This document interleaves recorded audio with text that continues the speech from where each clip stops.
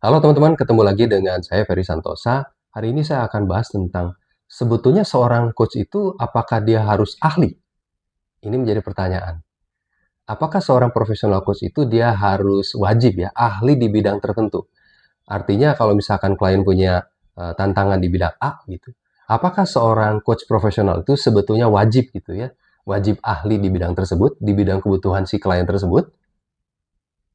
Sebetulnya enggak, teman-teman. Nah, ini yang unik dari sebuah proses coaching itu adalah seorang profesional coach, dia tidak harus ahli di bidang kebutuhan kliennya. Aneh kan? Nah, beda dengan kalau misalkan kita ya harus training ya. Ya seorang trainer dia harus ahli dong di bidang A gitu ya. Kalau misalkan si si apa namanya calon klien A dia butuh butuh sesuatu di dalam bidang A ya trainernya dia harus ahli dong di bidang A supaya dia bisa mengajari A tersebut dengan baik dan benar. Begitu juga mentor. Nah, mentor juga dia jelas ya harus ahli. Begitu juga konsultan ya seperti itu.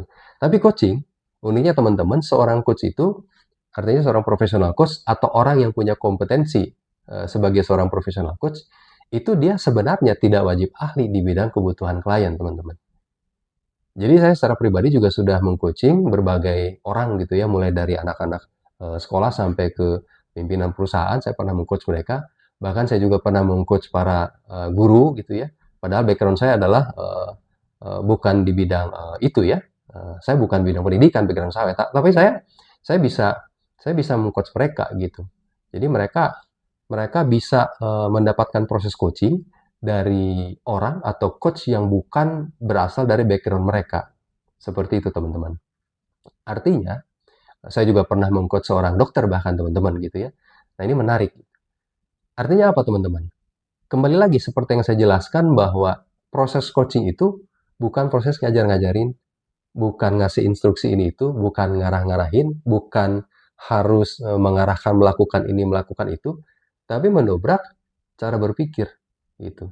Nah, jadi untuk mendobrak cara berpikir ini, nah, caranya bukan dengan mengajari begitu, tapi seperti yang mungkin saya sudah jelaskan di video berikutnya, cara coach untuk mendobrak pola pikir itu adalah dengan mengajukan pertanyaan, teman-teman, atau powerful question seperti itu.